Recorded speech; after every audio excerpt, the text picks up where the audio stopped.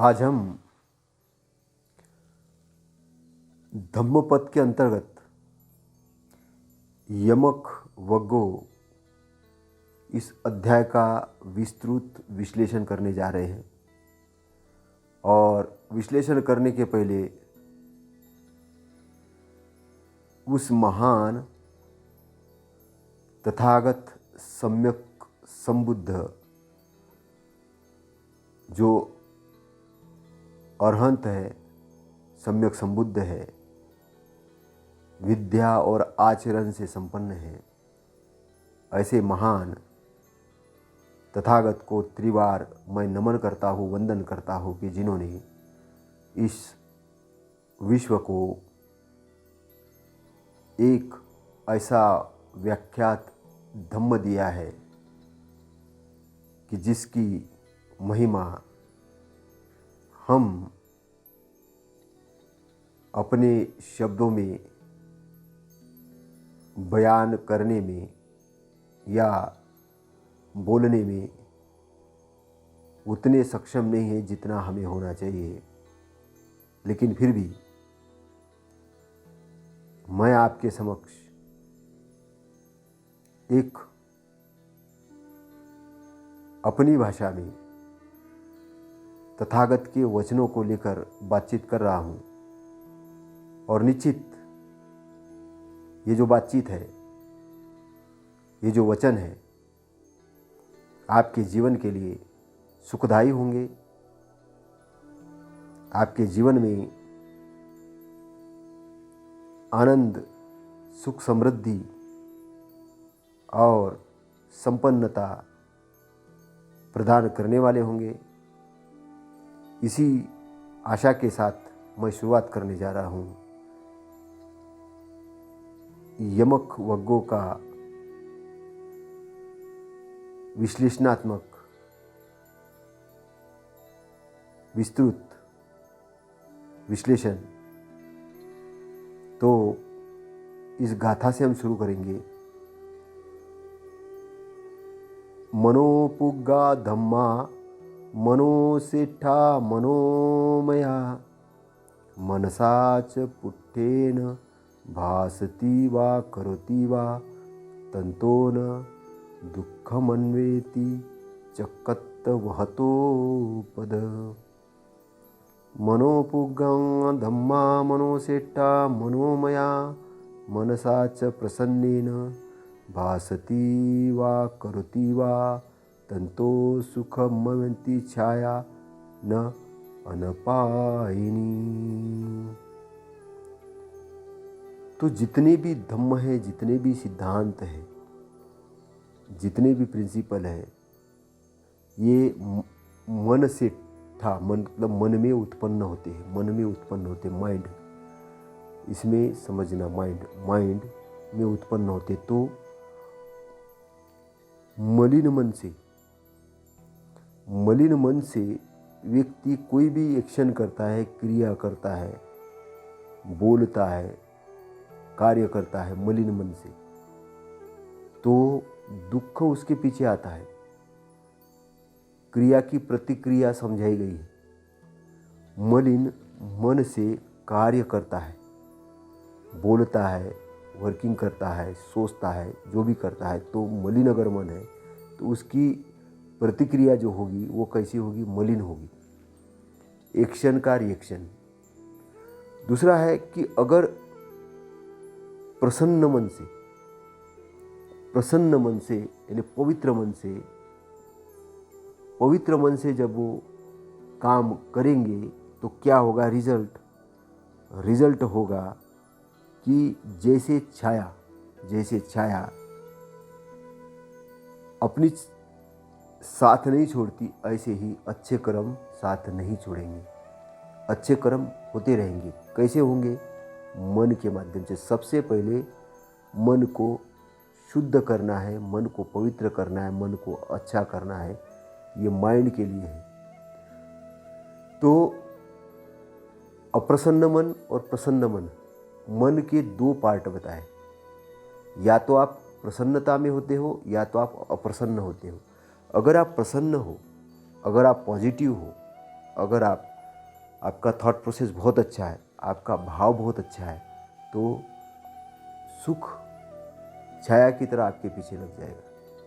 और अगर आपका भाव निगेटिव है, अप्रसन्न है ना, तो क्या होगा कि दुख आपके पीछे बैलगाड़ी के चक्के की तरह लग जाएगा। ध्यान देके दोनों वाक्यों को समझना। ये कार्य कारण के सिद्धांत पर आधारित है। जैसा बोओगे वैसा ही पाओगे, जैसा बोओगे वैसा ही पाओगे। इसलिए बोने से पहले पाने के बारे में सोचना कि मुझे अच्छा चाहिए तो अच्छा बोना पड़ेगा। अगर मैं प्रसन्न रहना चाहता हूँ, खुश रहना चाहता हूँ, तो मेरे मन को प्रसन्न करना होगा, मन को समझना होगा, मन की मलिनता को दूर करना होगा, मन को प्रसन्न करना होगा और मन को प्रसन्न करने वाले कार्य करना होगा। तो यहाँ पर जो तीसरी जो गाथा है, अक्कोचित्तम अवधिम अजिनम अहासिम इंचत्त उपनयंती वैरतेस न संपत्ति। जैसे लोग सोचते हैं, थिंकिंग से ब्रेन कैसे वर्क करता है, मन कैसे कार्य करता है, इस पर बताया गया है। मन, जैसे कोई व्यक्ति सोचता है कि मुझे इसने गाली दे दी, मुझे मारा, मुझे हराया, मुझे लूट लिया, ऐसे बातें सोचते रहता है, तो उसका वैर कभी शांत नहीं होगा। उसका वैर कभी शांत नहीं होगा। तो वैर कब शांत होता है? जो ऐसा नहीं सोचता। कैसा? अक्कोचित्तम अवधिम अजिनिम आहासी में यतन उपयंती वैर तेसु सम्मति। तो मुझे गाली दी, मुझे मारा, मुझे हराया, मुझे लूट लिया, ऐसी बातें जो नहीं सोचता उन्हीं का वैर शांत हो जाता है। तो कुछ वाक्य मैंने पाली के अंदर में जानबूझ के बोले हैं ताकि आपका पाली का भी अध्ययन होना शुरू हो जाए, पाली समझ में आना चालू हो जाए। और कहीं न कहीं हम पाली के अंदर में, क्योंकि तथागत के जो वचन है वो पाली के अंतर्गत है, तो वैर से वैर कभी शांत नहीं होता है, अवैर से ही वैर शांत होता है ना। यहाँ पर जो महत्वपूर्ण बात है कि जो बोओगे वही काटोगे, पहली चीज। तो अगर आपको ऐसा लगता है कि मुझे वैर को शांत करना है, थॉट प्रोसेस देखिए तथागत की, आपको जो चीज़ नहीं चाहिए उसके अपोजिट में जाना होगा। तो वैर से वैर कभी शांत नहीं होता है। पहली चीज़, पहला नियम जानिए, अवैर से ही वैर शांत होता है। और यही संसार का सनातन नियम है। यस धम्मो सनातनो, यही संसार का सनातन नियम है। यस धम्मो सनातनो नियम है, प्रिंसिपल है, यही सिद्धांत है। इसी को सनातन कहते हैं। सनातन का मतलब है कि जो सही चीज़ है उसको मानना। सही चीज़ क्या है? आग से आग समाप्त नहीं होती, ये समझना। वैर से वैर समाप्त नहीं होता, ये समझना। अवैर से ही वैर समाप्त होती। वैर को समाप्त करना है तो अवैर से, मतलब यहाँ पर सिद्धांत को समझना, प्रिंसिपल को समझना, क्रिया को समझना, क्रिया की अपोजिट प्रतिक्रिया। अगर आप अपने जीवन में गरीबी को ख़त्म करना चाहते हो तो आपको अमीरी के बारे में सोचना होगा। गरीबी से गरीबी खत्म नहीं होगी, अमीरी से गरीबी खत्म होगी। आपको दुख को दूर करना है तो दुख के बारे में सोचना बंद करना होगा, आपको सुख के बारे में सोचना होगा, सॉल्यूशन वाइज में जाना होगा। ब्रेन का काम करने का तरीका बताया गया है, तरीका, और इसी को सनातन नियम कहा गया है। समझना, ध्यान देकर समझना, ध्यान देकर समझना। वैर से वैर शांत नहीं होता है, अवैर से वैर शांत होता है। अब आगे और देखिए, अज्ञानी जो लोग हैं, अज्ञानी जो लोग हैं वो ऐसा नहीं सोचते कि हम इस संसार में एक मेहमान के रूप में हैं। जो ज्ञानी है वो सोचते हैं कि हम इस संसार में मेहमान के रूप में हैं। तो जब मेहमान के रूप में है, तो जब परमानेंट नहीं है यहाँ पर, तो उनका वैर शांत हो जाता है। वैर किसका शांत नहीं होता? जो समझते हैं कि इस धरती पर हम परमानेंट आए हैं, तो वो अज्ञानी है। तो जो ऐसा सोचते हैं कि हम इस धरती पर परमानेंट आए हैं, तो वो अज्ञानी है, क्योंकि यहाँ पर नित्य बदल रहा है, यहाँ पर नित्य बदल रहा है, परिवर्तन हो रहा है, हर चीज़ का परिवर्तन हो रहा है। तो ये जो परिवर्तनशील संसार है, इसके अंदर में हम हैं। तो यहाँ पर हम मेहमान के जैसे हैं। मेहमान के जैसे होने का मतलब है कि हमारा जन्म हुआ है, तो हम इस जन्म के साथ में इस संसार में आए हैं और विदा लेने वाले हैं मृत्यु के साथ में।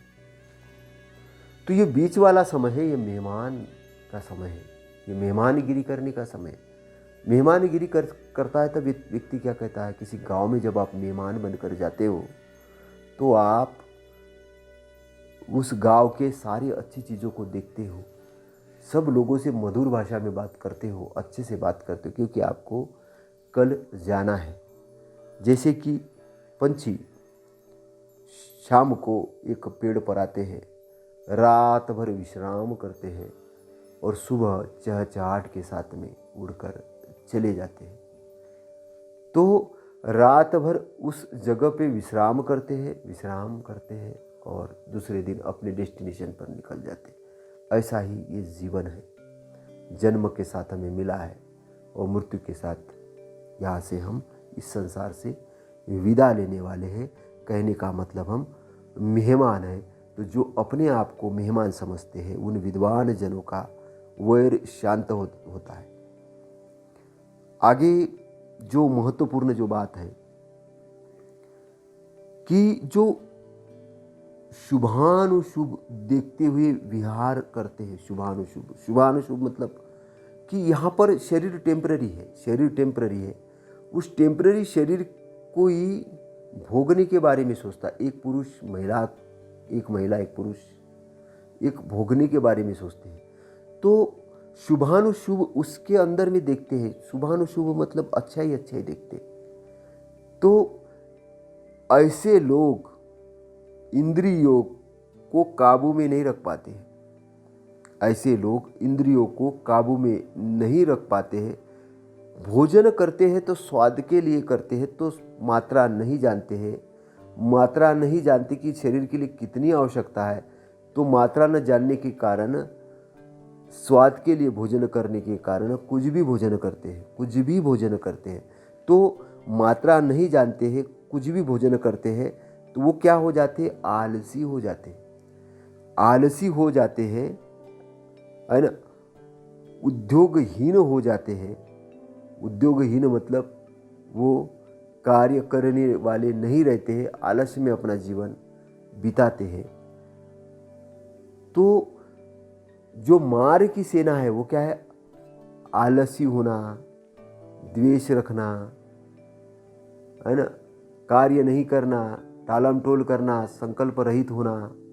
तो जो मार की सेना है ना, संदेह वाला होना, करना है तो करना है, उसको जीवन को पता ही नहीं है क्या करना है क्या नहीं करना है, उसका डेस्टिनेशन नहीं होना। तो मार इन्हें यहाँ पर एक उपमा है, बुराइयों की उपमा है, बुराई की उपमा है। सच्चाई का रास्ता न पकड़ना, लोगों के अच्छाई में जलनशील होना, अपन तो खुद नहीं करना, अपने बारे में डींगे हकालना, मतलब बेमतलब की बातें करना, असम्यक वाचा रखना, सम्यक दृष्टिकोण का नहीं होना, सही दृष्टिकोण का नहीं होना, संकल्प रहित होना, है ना। ये सारी चीज़ें जो है ये मार की सेना के अंतर में आती है ना। कंसंट्रेशन नहीं होना किसी चीज़ के लिए। तो एक जीवन का जो उसको पता न होना, जीवन का पता नहीं होना, सच्चाई का पता नहीं होना, अच्छाई का पता न होना, एक प्रकार के अज्ञान का होना ही मार का एरिया है। तो जो उद्योगी ने मार उसे वैसा ही गिरा देता है जैसे वायु दुर्बल वृक्ष को। दुर्बल तो ऐसा व्यक्ति दुर्बल बनता है। दुर्बल यानी उसके अंदर ताकत नहीं रहती, क्योंकि एक तो उत्साह नहीं है, उद्योगशील नहीं, मतलब कार्य नहीं करता है, डेस्टिनेशन है, उसको क्या करना है क्या पता ही नहीं है, तो वो मार के एरिया के अंदर आलस में पड़ा है, भोजन खा रहा है और इंद्रियों का शुभानुशुभ ही देख रहा है। इंद्रियों के अंदर में सारी चीज़ है ना, उसको इंद्रियों के कंट्रोल में उसका मन, वो मन का गुलाम बन चुका है। ऐसा गुलाम व्यक्ति अर्थात मार का गुलाम बना है। ऐसे मार के गुलाम व्यक्ति को जो इंटरनली बलशाली होना चाहिए वो नहीं होता है, तो कैसा होता है, उस पेड़ के जैसा हो जाता है। उस पेड़ के जैसे हो जाता है जिसकी कोई जड़ें नहीं होती है, गहराई तक उसकी जड़ें नहीं होती है। तो गहराई तक जड़ें नहीं होने के कारण मार उसको गिरा देता है। मार यानी मृत्यु, मृत्यु से वो जीतता नहीं है, मृत्यु से वो जीतता नहीं है, हार जाता है और इस संसार चक्र के अंदर में ही घूमता रहता है। तो ऐसा दुर्बल व्यक्ति जैसे पेड़ को वायु गिरा देता है, पेड़ को जैसे वायु गिरा देता है क्योंकि जड़ें नहीं है, उसी प्रकार इस व्यक्ति को भी मार गिरा देता है। मार उसको हरा देता है, क्योंकि मार को जीतने के लिए उसने अपनी तैयारी ही नहीं की है। लेकिन जो व्यक्ति शुभानुशुभ नहीं देखता है, शुभानुशुभ नहीं देखता का मतलब है कि वो कैसा देखता है, कैसा रहता है, वो इंद्रियों के प्रति क्या रहता है, काबू में रखता है। इंद्रियों के प्रति सजग होता है, इंद्रियों को काबू में रखता है। भोजन का मात्रा का उसे ज्ञान होता है कि शरीर के जो आवश्यक पोषक तत्वों वाला भोजन है वही ग्रहण करेगा। और वो श्रद्धावान होता है, उद्योगशील होता है, श्रद्धावान होता है, उद्योगशील होता है, तो वो क्या बनता है, ताकतवर बनता है। जब वो ताकतवर बनता है तो वो कैसा बन जाता है, वो एक ताकतवर वृक्ष के जैसा बन जाता है। तो ताकतवर वृक्षों के जैसा बनने के कारण क्या होता है, उसको वायु यानी मार वैसा ही हिला नहीं सकता जैसे वायु को हिमालय पर्वत जैसा हो जाता है, वो दृढ़ हो जाता है। आंतरिक दृष्टिकोण की आंतरिक दृढ़ता की बात तथागत कह रहे हैं कि कैसा ताकतवर जीवन क्या होता है, हिमालय जैसा होता है, हिलता डुलता नहीं है, निंदा प्रशंसा से घबराता नहीं है, राग उसके पास नहीं आता, अज्ञान उसके पास नहीं फटकता। वो एक गंभीर वीर व्यक्ति बन जाता है, वो गंभीर वीर व्यक्ति बन जाता है। मार उसको हिला नहीं सकता, डुला नहीं सकता। तो इस चीज़ को समझना कि सच्चाई को जानना, सच्चाई को समझना और सच्चाई को समझना, यानी सत्य को जब वो देखता है, सत्य को देखता है, शरीर के अंदर जब सत्य को देखता है, सत्य के जब उसको दर्शन होते हैं, तब वो देखता है कि शरीर के अंदर में शुभ नहीं है। क्या शुभ है, गंदगी को क्या देखोगे आप, तो दिखती शरीर क्या है, निर्माण हुआ है। एक तो शरीर कचरे का घर है, इसके अंदर अगर डॉक्टर भी अगर ऑपरेशन करता है तो वो पट्टी लगाता है, तो ये इतना शुद्ध नहीं, तो वो क्या देखता है, अशुभानुशुभ देखता है। उसके शरीर के अंदर में वो तो भोगने की जो कामना है, शरीर के अंदर में जो सौंदर्य था, अभी जो लेप लगा के अपने सौंदर्य का प्रदर्शन करते हैं, लेप लगा के सौंदर्य का प्रदर्शन करते हैं, बोलते भोगने के लिए केवल इतना ही। लेकिन अब तथागत तो ठहरे, तथागत तो सत्य तक पहुंचे व्यक्ति है। आप जिस चीज़ को शुभ समझते हो, बहुत मज़ेदार चीज़ समझते हो, उससे कई गुना आगे निकल चुके हैं तथागत, कई गुना आगे निकल चुके हो, सत्य के दर्शन उनको हो चुके हैं, निब्बान के एरिया में जा चुके हैं। तो वो उस पार वाले एरिया की बात कर रहे हैं। जब आप सत्य तक पहुंचोगे, कब पहुंचोगे? जब उस बाउंड्री वाले को आप पार करोगे। अगर आप मार के बंधन में ही अटके हो तो एक महिला, दूसरी महिला, तीसरी महिला, एक पुरुष, दूसरा पुरुष, तीसरा पुरुष, इधर ही घूमते रहोगे, इधर ही घूमते रहोगे और इधर ही सोचते रहोगे। तो शुभानुशुभ शुभानुशुभ इसी में देखते रहोगे। लेकिन जो अशुभ देखने लग गया तो वो शरीर के पार हो जाएगा, और जैसे ही शरीर के पार हो जाता है वैसे ही वो मार के बंधन से दूर हो जाता है। मार के बंधन से दूर हो गया तो मार को जीत लिया। जैसे ही मार को जीत लिया तो वो निब्बान के एरिया में आता है, अपना वो उस क्षेत्र के अंदर में आता है कि जो अकंपनीय क्षेत्र है, जो अविचलनीय, जो विचलित नहीं होता है। हिमालय जैसा दृढ़ ताकतवर उस क्षेत्र के अंदर में एंट्री आप मारते हो, वो एनर्जी उधर एंट्री मारते हो, और जैसी एनर्जी उधर एंट्री मारती है, अब मार ने आपके ऊपर हमला भी कर दिया तो भी आप जीतोगे। फिर आपको कोई टेंशन नहीं होगा, कोई दुख नहीं होगा, कोई कुछ नहीं होगा, क्योंकि आप अपने में स्थिर हो चुके हो।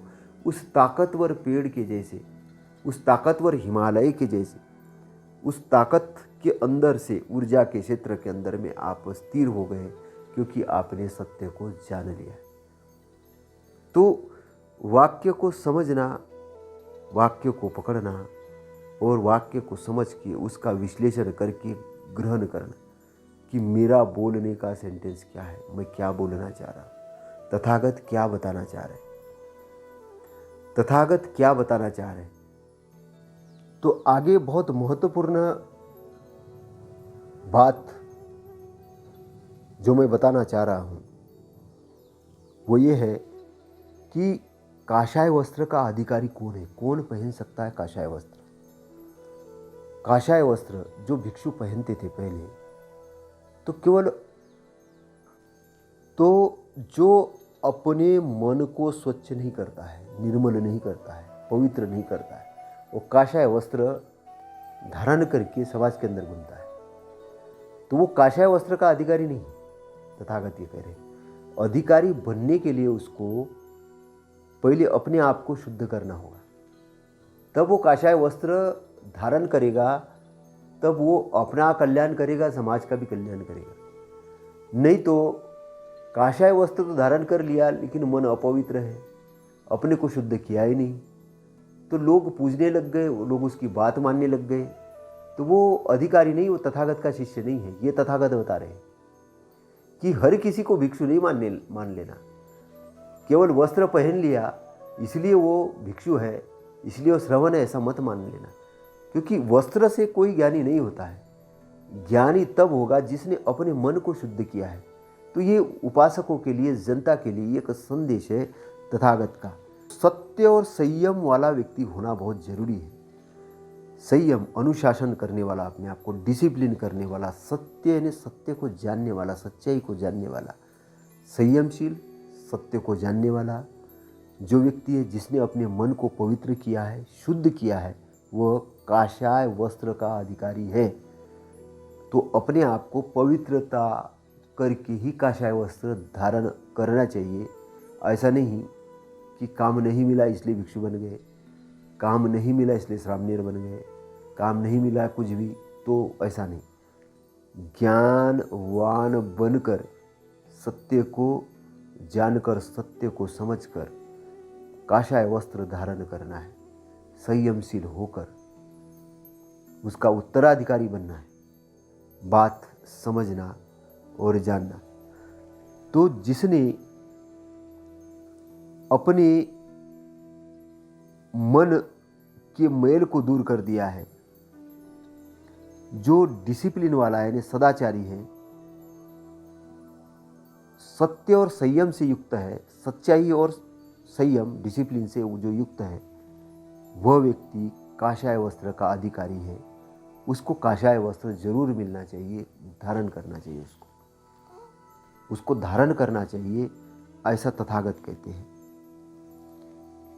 असारे सार मतीनो सारे चा सार दमसीनो ते सार नाधि गच्छति मिच्छास संकल्प गोचरा। तो जो असार को सार और सार को असार, जो असार को सार और सार को असार समझते हैं, झूठे संकल्प करने वाले या उसमें संलग्न व्यक्ति सार को प्राप्त नहीं करते। सार इन्हें यहाँ पर क्या है? सत्य। जो सत्य को असत्य समझते हैं और असत्य को सत्य समझते हैं, इन्हें दिग्भ्रमित जो दृष्टिकोण है, जिसका दृष्टिकोण दिग्भ्रमित है, तो दिग्भ्रमित या जो गलत दृष्टिकोण वाले लोग हैं वो सच्चाई को नहीं जान पाएंगे। तो सच्चाई को जानने का क्या अर्थ है? सच्चाई को जानने का अर्थ ये है कि जांच कर समझ कर आपको सार को सार समझना है, सत्य को सत्य समझना, असत्य को असत्य समझना, सार तक पहुंचना है, विश्लेषण करके पहुंचना है। अचानक नहीं मान लेना है, अचानक नहीं मान लेना है, पूर्वाग्रह से ग्रसित नहीं होना है। आपको निष्पक्ष तरीके से जांच करना है, समझना है, जानना है, और जब आपको लगे ये सत्य है तो सत्य को सत्य मानना है, सार को सार मानना है, असत्य को असत्य मानना है। नहीं तो गलती से आपने असत्य को सत्य मान लिया, असत्य को सत्य मान लिया और असत्य को सत्य मानकर काम करने लगे तो प्राप्ति असत्य की होगी। तो झूठे संकल्प, आपके संकल्प झूठे हो जाएंगे। तो समझना वो चीज को कि आज जैसे कोई कांवड़ यात्रा पे निकलता है, बोलता है कि मैं इस चारों धाम की यात्रा पे जा रहा हूँ, कांवड़ यात्रा पे जा रहा हूँ। कोई कहता है कि मैं अपने पिता को, माता को पितृ भोजन दे रहा हूँ। अब लगने में बहुत अच्छा दिखता है, अच्छा लगता है कि हम कुछ पुण्य कार्य कर रहे हैं, लेकिन क्या ये सत्य है? विश्लेषण करिए, विश्लेषण करिए, क्योंकि सारा जो खेल है वो मन का है। शुद्ध मन को करना है। संकल्प मन के अंदर आएंगे, अच्छे संकल्प लेने, आपने गलत संकल्प ले लिए। आपको बीज जाके जमीन में अच्छाई का डालना था, आप जमीन में बीज नहीं डाल रहे हो, निकल रहा खरपतवार। क्योंकि कुछ लोग कहेंगे कि हमने बीज नहीं डाला तो क्या आएगा? अच्छा बीज आएगा? बिल्कुल नहीं आएगा, खरपतवार निकल रहे, क्योंकि आपने बीज बोए नहीं, जमीन को ऐसे ही छोड़ दिया। तो झूठे संकल्प है, संकल्प सही नहीं है। सही डायरेक्शन के तरफ मन को ले जाना होगा, ले जाने का काम हमारा है। तो सत्य की तरफ हमको जाना होगा, और जो सत्य की तरफ जाएगा, जो सत्य की तरफ जाएगा तो वो क्या होगा? असत्य की तरफ अपना कदम रोक देगा। तो उसके जो संकल्प होंगे वो कैसे होंगे? अच्छे संकल्प होंगे, झूठे नहीं होंगे। तो यहाँ पर जो झूठे संकल्प वाले लोग हैं वो सार को प्राप्त नहीं करते। झूठे संकल्प किसके होते हैं? जिसकी दृष्टि सम्यक नहीं होती है। दृष्टि सम्यक यानी सही दृष्टिकोण नहीं होता है, उसने अपने दृष्टिकोण का निर्माण नहीं किया होता है। तो जब दृष्टिकोण ही गलत है तो संकल्प भी झूठे होते हैं, तो संकल्प झूठे हो तो रिजल्ट भी झूठा होगा, क्योंकि उसका पूरा वर्किंग गलत हो जाएगा। तो आगे कहा है कि सार को जो सार समझते हैं, है ना, सार को जो सार समझते हैं, यानी सत्य को जो सत्य समझते हैं, है ना, असार को असार समझते, तो सच्चे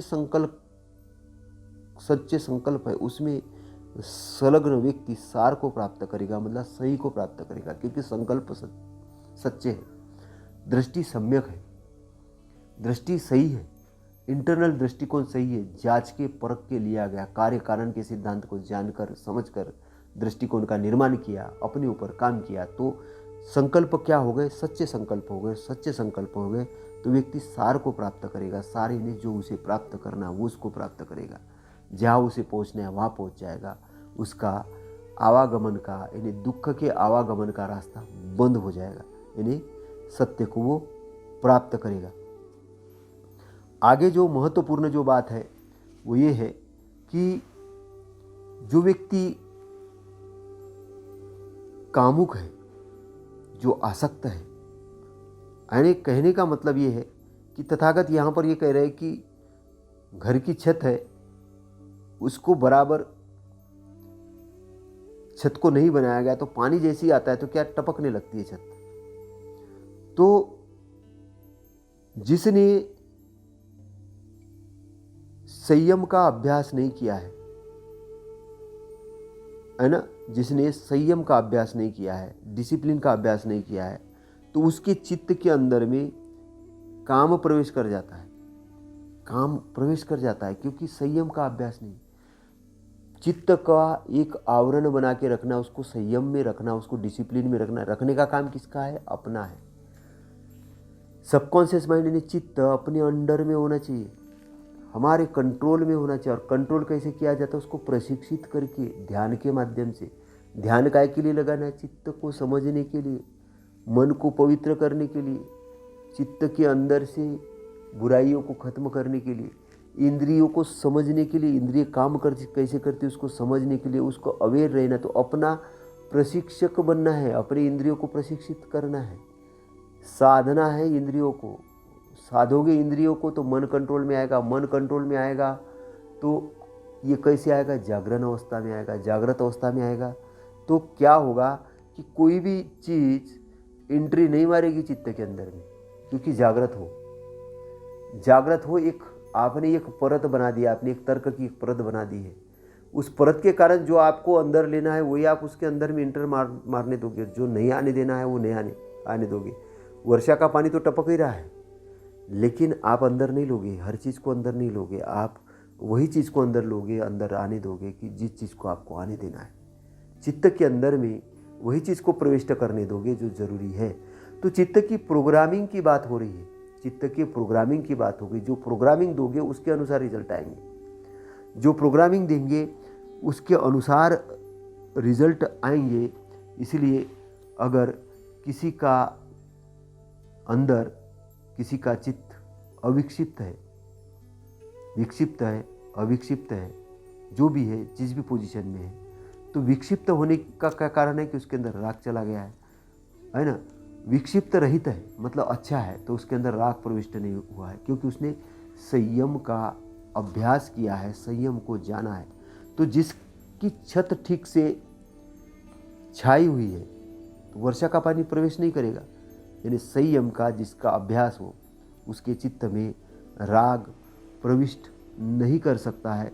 इस बात को समझना, इस बात को जानना। तो आगे तथागत ये कहते हैं कि जो पापी मनुष्य है, पापी यानी अकुशल करने वाला मनुष्य है, वो दोनों जगह शोक करता है। अब लोग सोचते हैं कि हम पाप करेंगे यहाँ पे सुख दुखी होंगे, लेकिन परलोक में जाके सुख हो जाएंगे, लेकिन नहीं। तथागत कहते हैं कि तुम यहाँ दुखी हो तो उधर भी दुखी हो जाओगे। तो सुखी बनना है तो कहाँ बनना है? यहीं पर बनना है, अभी इसी क्षण में।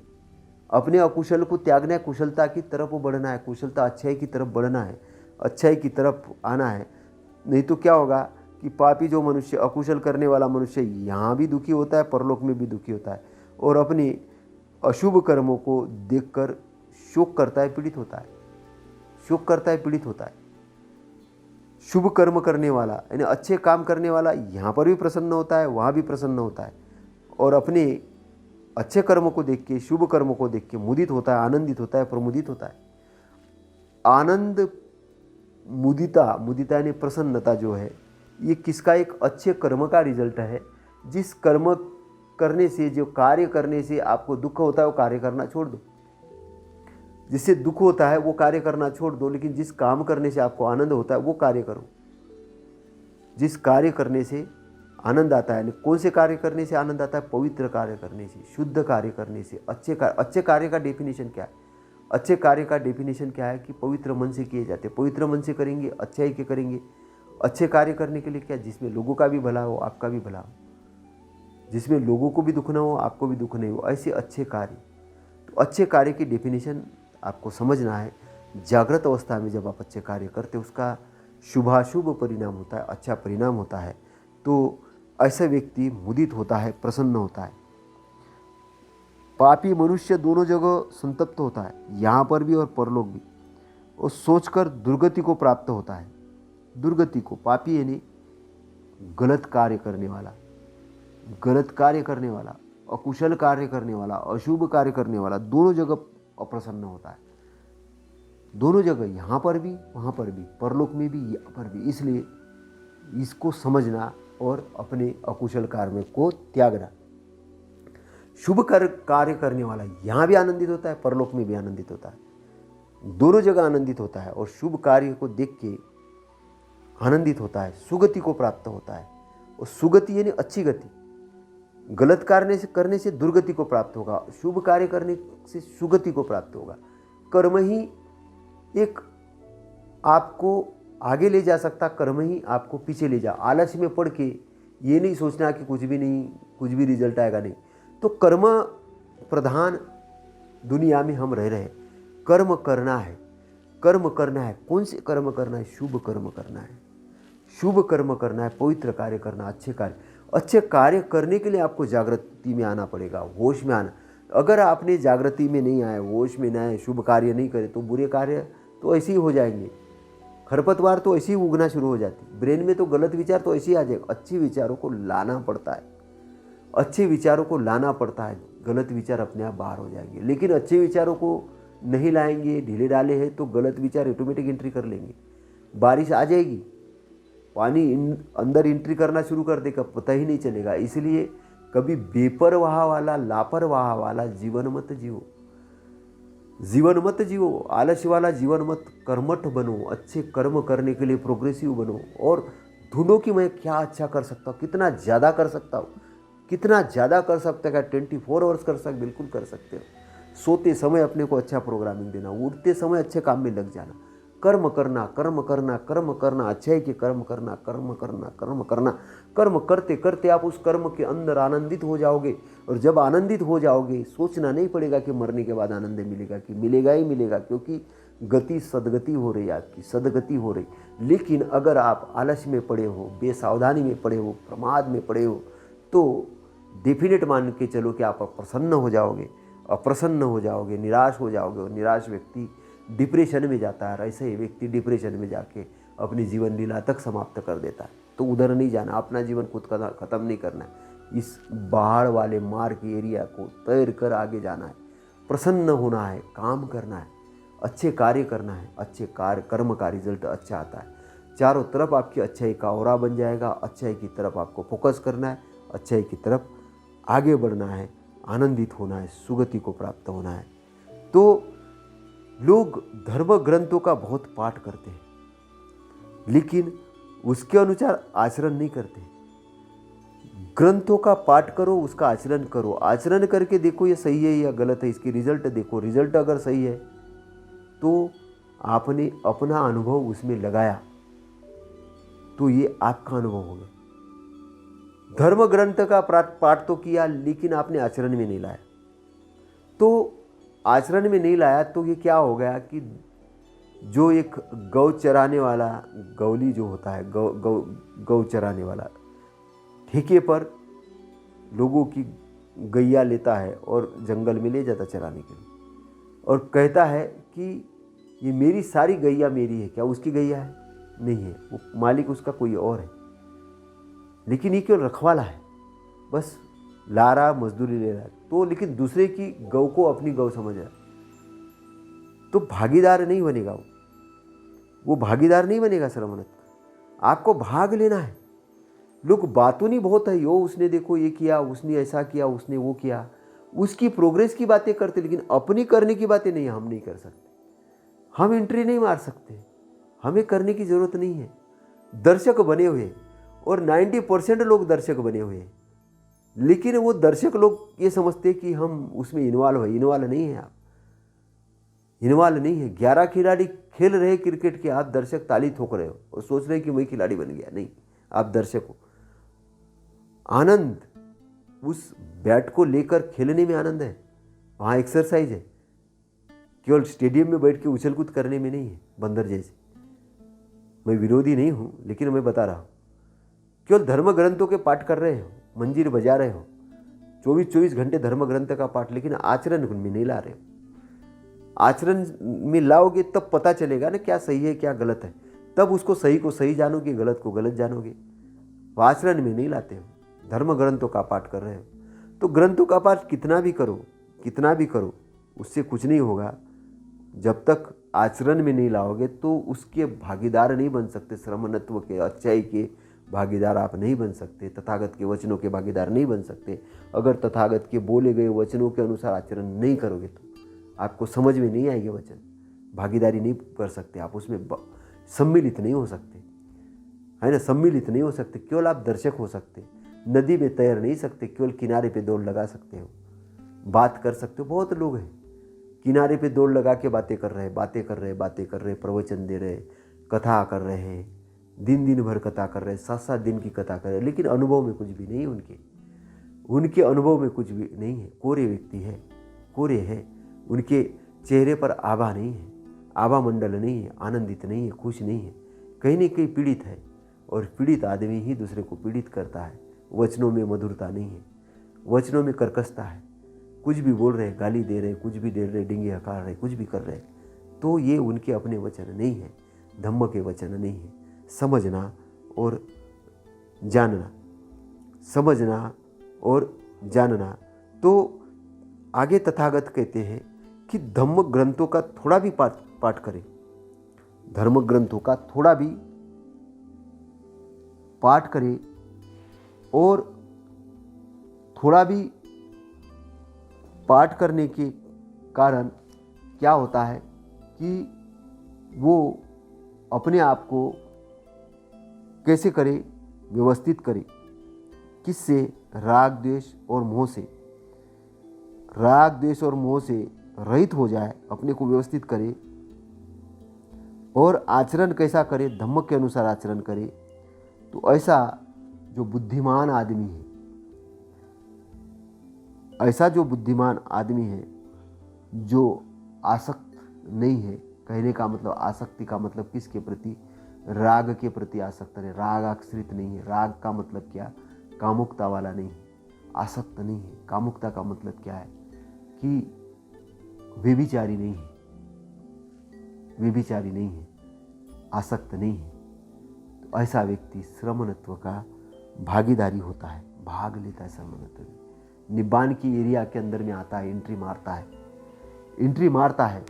तो ये चीज़ें बड़ी महत्वपूर्ण चीज़ें हैं, ये चीज़ें बड़ी महत्वपूर्ण चीज़ें हैं। भागीदार बनना है अच्छाई का, भागीदार बनना है अच्छाई का, आपको अप्रमादी बनना है, आलस्य रहित बनना है ना, लापरवाह नहीं होना है, नशे में धूत नहीं होना है। नशा मतलब एक प्रकार का नशा होता है बेहोशी वाला, बेहोश नहीं होना है, जागृत रहना है, जागृत रहना है और गलत को छोड़ना है, अच्छाई को पाना है। गलत को छोड़ना है, अच्छाई को पाना है, अच्छाई के अंदर में आना है, अच्छाई को पकड़ना है, अच्छाई को पकड़ना है, गलत को छोड़ना है, अच्छाई को पास में रखना है, अच्छाई को बढ़ाना है, अच्छाई का संरक्षण करना है, अच्छाई के ऊपर चलना है, अच्छे मार्ग पर चलना है, कर्म करना है, कर्म करना है, निरंतर कर्म करना है। जितने भी सफल व्यक्ति हुए उनके शेड्यूल देखिए, डॉक्टर बाबा साहब आम्बेडकर का शेड्यूल देखिए, तथागत गौतम बुद्ध का शेड्यूल देखिए, जितने भी सफल लोग हैं, जितने भी सक्सेसफुल लोग, उनका शेड्यूल देखिए, कर्म की गति देखिए, काम करने की गति देखिए। इसलिए उन निकम्मे निठल्ले लोगों के बातों में मत जाओ, निकम्मे निठल्ले लोगों के बातों में मत जाओ कि हमको तो अपने आप ही मिल जाएगा, पक्षी तो दाना नहीं चरते हैं, उनको तो अपने आप ही मिल जाता, घोंसला भी बना मिलता है। ऐसा नहीं है, सारे कर्म करते हैं, सभी कर्म करते हैं, और जो कर्म करते हैं अच्छाई की तरफ फोकस करते हैं, बुराई को आने से रोकते हैं, और कर्मठ होकर दृढ़ संकल्प करते हैं अच्छाई के प्रति, वो श्रमणत्व के, अच्छाई के भागीदार होते हैं। ऐसे ही लोगों के इंटरनल हैप्पीनेस प्राप्त होता है। और वो कैसे होता है, वो मन के माध्यम से होता है, चित्त के माध्यम से होता है। तो समझना, जानना, समझना, निब्बान का भागीदार बनना, और निब्बान का भागीदार बन के उसके अंदर से आनंदित होना, हिस्सेदार बनना, हिस्सा है ना, समझना, जानना। तो कहने का मतलब ये है कि तथागत की जो वाक्य है, तथागत की जो वाक्य है, हिस्सेदारी प्राप्त करने के लिए है। कौन हिस्सेदारी प्राप्त करेगा, कौन सच्चाई के मार्ग पे जाएगा, इस पर हमने विश्लेषण किया है, और विश्लेषण करके आपको बहुत सी बातें बताई है। तो मेरे द्वारा बताई गई बातों को जानिए, उसको आचरण में उतारिए। आचरण में उतारने के बाद में कैसे उतारना है, छान कर आचरण में उतारना है। उसके रिजल्ट को देखना है। अच्छे रिजल्ट कब आएंगे? जब आपका संकल्प अच्छा होगा, आप शुद्ध विचार रखेंगे, सकारात्मक विचार रखेंगे, आपका विजुअलाइजेशन अच्छा होगा। विजुअलाइजेशन ही संकल्प का है। तो एक विजुअलाइजेशन है ना, आपका एक संकल्प, अच्छे संकल्प बनेंगे तो रिजल्ट भी अच्छे आएंगे। तो आपको समझना है, जानना है। मैं अपनी बातों को यहीं पर विराम देता हूँ। अगले इसमें हम मिलेंगे और विस्तृत चर्चा करेंगे। अगली कड़ी में और किसी टॉपिक पर आएंगे। तब तक के लिए आज्ञा चाहता हूँ। नमो बुद्धाय, नमो धम्माय, नमो संघाय। साधु साधु साधु।